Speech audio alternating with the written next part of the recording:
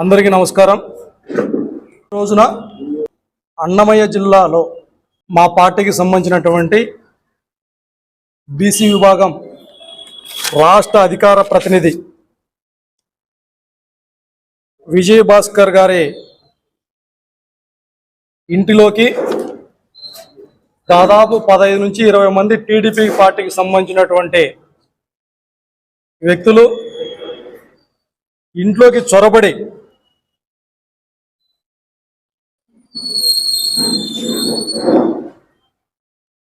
ఇనుప రాడ్లతో ట్యూబ్ లైట్లను ఉపయోగించి అతని పైన నిర్దాక్షిణంగా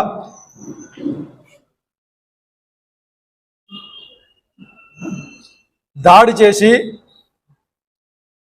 చంపేందుకు ప్రయత్నం చేస్తున్నటువంటి తరుణంలో రక్తపు మడగుల్లో పడి ఉన్నటువంటి అతన్ని ఆ చుట్టుపక్కల ఉండేటటువంటి వాళ్ళు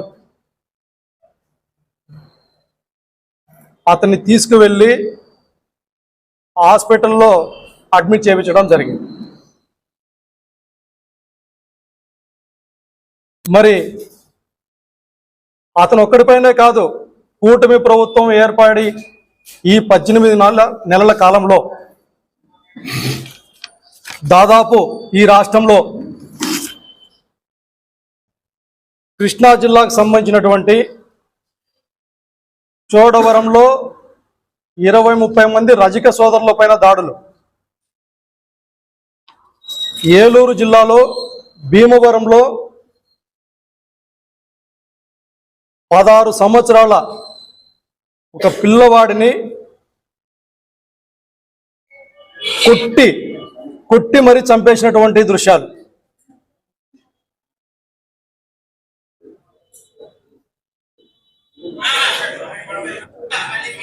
ఆ కన్న తల్లికి ఆ బిడ్డను మరి నిర్దాక్షిణ్యంగా దూరం చేయటం బాధాకరం కాదా? నిన్నటి రోజున సోమనాథ్ నగర్లో ఒక రజక యువకుడి పైన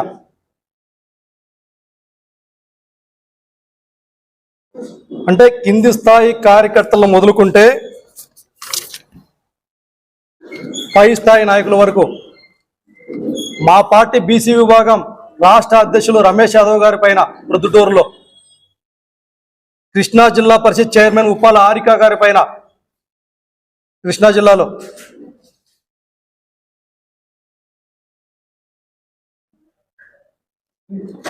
నిన్నటికి మొన్న గత వారంలో ఇదే కళ్యాణదుర్గం నియోజకవర్గంలో బ్రహ్మసముద్రంలో ఆనంద్ అనేటటువంటి అబ్బాయిని చంపి మరి ఆత్మహత్యగా చిత్రీకరించడం, మరొక పక్కన ఇక్కడ కృష్ణమూర్తి గారిని అరెస్ట్ చేయటం, అంటే చెప్పుకుంటూ పోతే ఈ రాష్ట్రంలో ఉన్నటువంటి బీసీ నాయకుల పైన, వైఎస్ఆర్ కాంగ్రెస్ పార్టీ నాయకుల పైన ఒక పద్ధతి ప్రకారం ఒక ప్రణాళికబద్ధంగా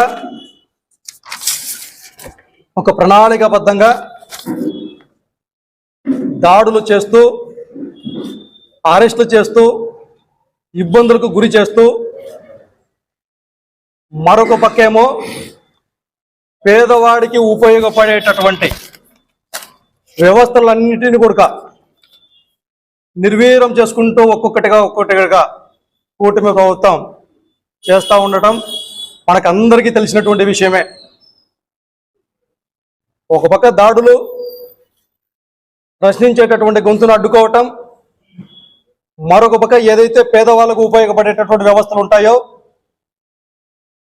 ఇవాళ చూస్తున్నాం. ఈ 18 నెలల కాలంలో పేదవాడి చదువుకు సంబంధించినటువంటి విద్యారంగంలో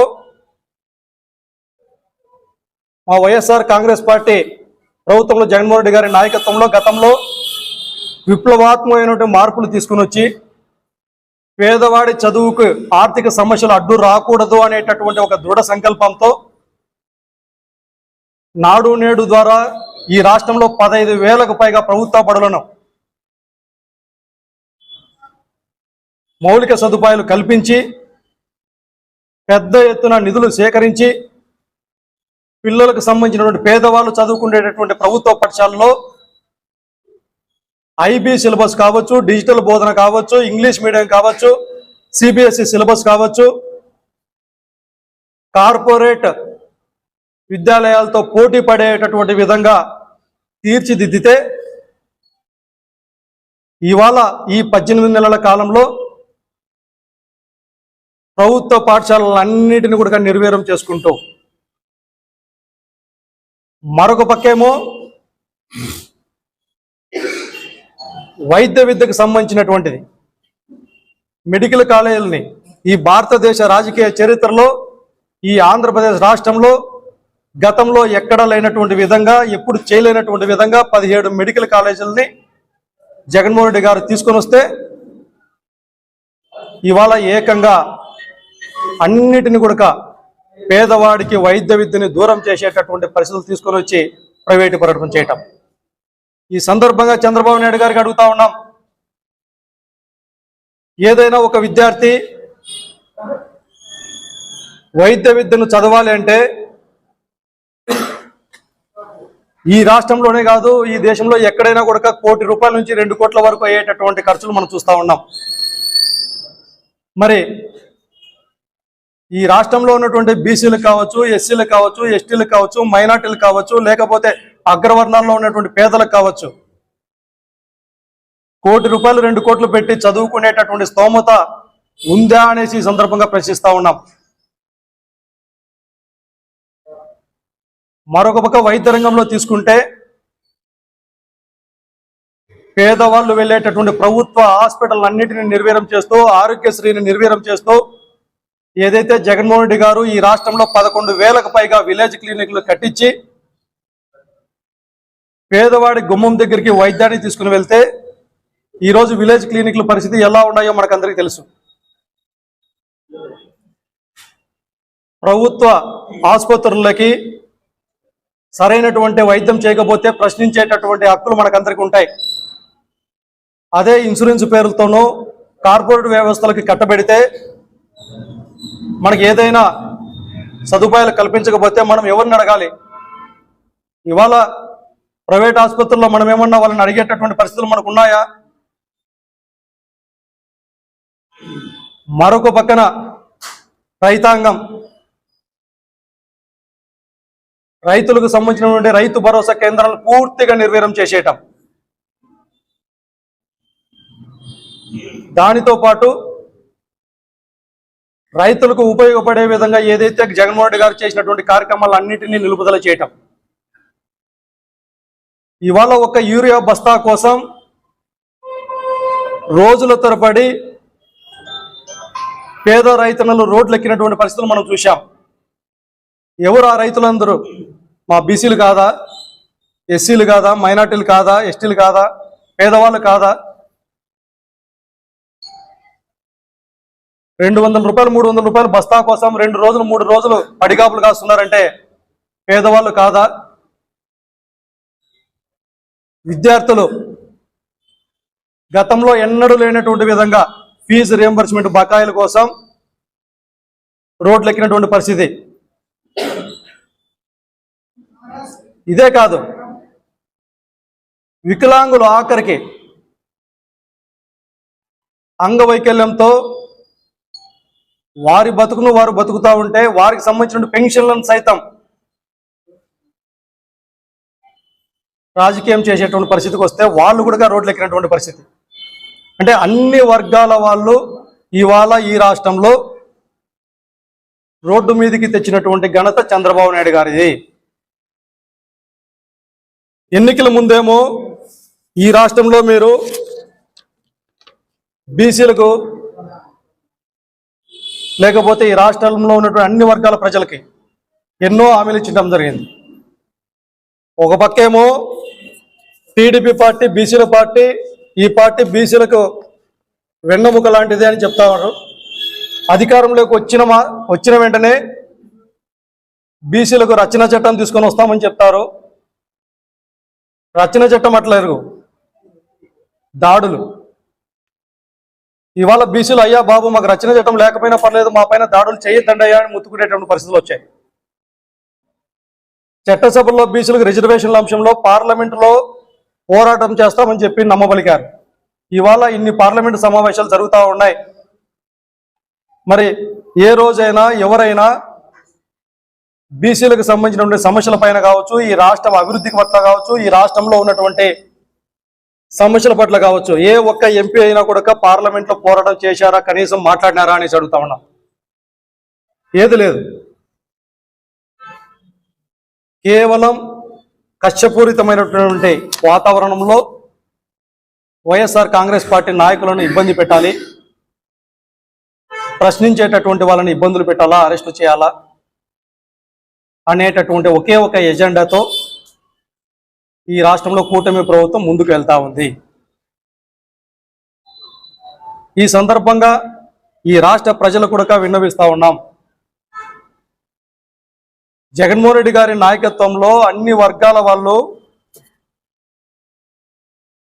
వారి యొక్క అభివృద్ధిని హక్కున చేర్చుకొని తన భుజస్కంధాల పైన వేసుకొని కేవలం 5 సంవత్సరాల్లో 2.5 సంవత్సరం కోవిడ్కి పోతే మిగిలినటువంటి కాలంలో పెద్ద ఎత్తున అభివృద్ధి ఫలాలను అందించటమే కాకుండా సామాజిక న్యాయ నిర్మాతగా నిలబడినటువంటి గొప్ప వ్యక్తి జగన్మోహన్ రెడ్డి గారు.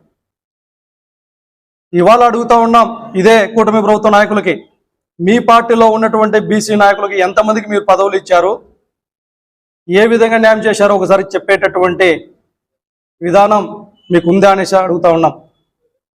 సగర్వంగా చెప్తాం, జగన్మోహన్ రెడ్డి గారి నాయకత్వంలో ఈ రాష్ట్రంలో వార్డు మెంబర్ మొదలుకుంటే మంత్రి స్థాయిల వరకు ఈ దేశంలోనే ఎక్కడ లేనటువంటి విధంగా బీసీలను హక్కున చేర్చుకొని రాజకీయంలో ఎనలేనటువంటి నాయకత్వ పగ్గాలు అప్పచెప్పినటువంటి గొప్ప వ్యక్తి జగన్మోహన్ రెడ్డి గారు. మరి ఇవాళ కూటమి ప్రభుత్వంలో మీ పార్టీలో ఉన్నటువంటి బీసీ నాయకులకి ఎందుకు ఈ విధంగా అన్యాయం జరుగుతూ ఉంది? ఒక పక్కేమో మేము మంచి చేస్తాం, ఇది మంచి ప్రభుత్వం, లేదంటే చేయని పనులకన్నిటికీ జగన్మోహన్ రెడ్డి గారు ఏదైతే పనులు చేసింటారో ఆ పనులన్నింటినీ మేము చేశామని చెప్పుకుంటూ మీరు అడ్వర్టైజ్మెంట్లు చేసుకుంటూ మీరు కాలం గడుపుతున్నారే కానీ ఏ రోజైనా ఎప్పుడైనా ఎక్కడైనా ఈ రాష్ట్ర ప్రజల గురించి ఆలోచించిన పరిస్థితులు లేవు. మేము అడుగుతా ఉన్నాం, ఈ సందర్భంగా ప్రశ్నిస్తా అని చెప్పేటటువంటి పవన్ కళ్యాణ్ గారి కనుక సూటిగా అడుగుతా ఉన్నాం. మీరేమో ఎన్నికలకు ముందు హైదరాబాద్ నుంచి వచ్చేటప్పుడు అక్కడి నుంచే ఆంధ్ర బార్డర్లోకి వస్తానే తన కారు పైకి ఎక్కటం, పెద్ద పెద్ద ఫౌజులతో ఆంధ్రప్రదేశ్ రాష్ట్రంలో ఏదో జరిగిపోతుంది అన్నిట్లో మీడియా సమావేశాలతో మొదలుకొని ప్రజలను రెచ్చగొట్టి వారాహి పేరుతో లారీలు ఎక్కారు. ఇవాళ ఎక్కడున్నారో కనపడకుండా స్పెషల్ ఫ్లైట్లలో హెలికాప్టర్లలో తిరుగుతూ ఎవరిని ప్రశ్నిస్తున్నారో తెలియటంలే, ఏ సిద్ధాంతాలు ఉన్నాయో తెలియటంలే, ఎప్పుడు ఎక్కడ ఉంటున్నారో తెలియటంలే, ఎవరిని ఎప్పుడు విమర్శిస్తారో తెలియదు, ఎప్పుడు ఎవరిని పొగుడుతారో తెలియదు. నమ్మి ఓట్లేసినటువంటి ప్రజలను నట్టేట ముంచేసి మీరు కాలం గడుపుతూ ఉన్నారు. ఇవన్నీ కనపడటం లేదా? ఇన్ని దాడులు జరుగుతూ ఉంటే, ఇన్ని దౌర్జన్యాలు చేస్తూ ఉంటే, ఇచ్చినటువంటి హామీలు అమలు చేయకపోతూ ఉంటే మరి ఏం ప్రశ్నిస్తూ ఉన్నారు మీరు? చివరగా మేము అందరూ చెప్పేది ఒకటే, ఈ రాష్ట్రంలో కూటమి ప్రభుత్వ నాయకులకు మీకు రెడ్ బుక్ రాజ్యాంగం ఉంటే మాకు భారత రాజ్యాంగం ఉంది. ఈ ప్రజాస్వామ్య వ్యవస్థలో మీరు ఏదైతే బీసీల పైన కావచ్చు, వైఎస్ఆర్ కాంగ్రెస్ పార్టీ నాయకుల పైన చేసేటటువంటి ప్రతి దాడి కూడా ప్రజాస్వామ్యాన్ని కూని చేయటమే, ప్రజాస్వామ్యాన్ని పైన దాడి చేయటమేగా మేము భావిస్తూ ఉన్నాం. అందుకే భారత రాజ్యాంగం ప్రకారం మా హక్కులతో మేము మా హక్కులను కాపాడడం కోసం, అదేవిధంగా ప్రజల తరపున ప్రజా సమస్యల పట్ల మీరు ఎన్ని ఇబ్బందులు పెట్టినా, ఎన్ని కేసులు పెట్టినా, ఎన్ని అరెస్టులు చేసినా వైఎస్ఆర్ కాంగ్రెస్ పార్టీ నాయకులు ఒక అడుగు ముందుకు వేసి జగన్మోహన్ రెడ్డి గారి నాయకత్వంలో ప్రజాస్వామ్యం పట్ల, ప్రజల పట్ల అంకితభావంతో ప్రజా సమస్యల పట్ల ముందుకు వెళ్తామే కానీ మీరు చేసేటటువంటి బెదిరింపులకు బెదిరే వాళ్ళు ఇక్కడ వైఎస్ఆర్ కాంగ్రెస్ పార్టీ నాయకులు కాదు అనేసి సగర్వంగా చెప్తా ఉన్నాం. ఈ సందర్భంగా భవిష్యత్తులో కూడా మీరు ఏదైతే నిన్న జరిగినటువంటి విజయభాస్కర్ గారి పైన కావచ్చు, లేకపోతే ఈ రాష్ట్రంలో జరిగిన ప్రతి దాడి సంబంధించినటువంటిది కనుక పోలీస్ డిపార్ట్మెంట్ వారిని కూడా మేము అడుగుతా ఉన్నాం, చట్టపరంగా చర్యలు తీసుకోండి, నిందితులను శిక్షించండి, ప్రజాస్వామ్యాన్ని కాపాడండి. ఎందుకంటే ఇలాంటి దాడులు ప్రజాస్వామ్యంలో మంచిది కాదు. ఇది పోలీస్ డిపార్ట్మెంట్ వారికే ఒక మచ్చ మాదిరిగా నిలబడిపోయేటటువంటి పరిస్థితులు ఈ రాష్ట్రంలో ఉన్నాయి. కాబట్టి ఆలోచన చేయండి. ప్రజాస్వామ్యంలో ప్రశ్నించేటటువంటి హక్కు ప్రతి ఒక్కరికి ఉంటుంది. దాన్ని కాలరాసేటటువంటి ప్రయత్నాలు ఎవరు చేసినా చట్టపరంగా శిక్షణ చేయండి అనేసి ఈ సందర్భంగా పోలీస్ డిపార్ట్మెంట్ వారికి కానీ అధికారులు కానీ అడుగుతా ఉన్నాం. ఏది ఏమైనప్పటికీ జగన్మోహన్ రెడ్డి గారి నాయకత్వంలో ఈ ప్రజాస్వామ్యాన్ని రక్షించుకునే దానికోసం అందరం కలిసి పోరాటం చేస్తామని తెలియజేస్తూ ఈ సందర్భంగా ప్రజలకు విజ్ఞప్తి చేస్తా ఉన్నాం. పేదవాడి పైన యుద్ధం జరుగుతూ ఉంది. పేదవాడి పక్షాన నిలబడేటటువంటిది జగన్మోహన్ రెడ్డి గారు అయితే, డబ్బున్నటువంటి పక్షాన, పెత్తందారుల పక్షాన చంద్రబాబు నాయుడు గారు నిలబడ్డారు. తేడా గమనించండి అని చెప్పి ఈ సందర్భంగా ప్రజలందరికీ విజ్ఞప్తి చేస్తూ జగన్మోహన్ రెడ్డి గారి నాయకత్వాన్ని బలపరిచి ప్రజాస్వామ్యాన్ని రక్షించుకుందామనేసి ఈ సందర్భంగా తెలియజేస్తా ఉన్నాం. ప్రతిదీ కూడా ఈ రాష్ట్రంలో జరిగినటువంటి ప్రతి ఒక్క దాడి ప్రజాస్వామ్యంగా అందరం కలిసి ముక్త కంఠంతో ఖండించాల్సినటువంటి బాధ్యత అందరిపైన ఉంది. నిన్న జరిగినటువంటి దాడి ఒకటే కాదు, ముచ్చుమూరులో కూడా దాడి జరిగింది. ఇక్కడే కాదు, ఇవాళ కృష్ణా జిల్లాలో భీమవరంలో జరిగినాయి. 16 సంవత్సరాలు యువకుని కొట్టి చంపడం జరిగింది. అంటే ప్రజాస్వామ్య వ్యవస్థలో దాడులకు ఆస్కారం లేదు. కాబట్టి దీనిపైన చట్టపరంగా చర్యలు తీసుకోవాల్సిందే అనేసి డిమాండ్ చేస్తూ బాధితుల పక్షాన వైఎస్ఆర్ కాంగ్రెస్ పార్టీ ఎప్పుడూ అండగా ఉంటుందని తెలియజేస్తుంది.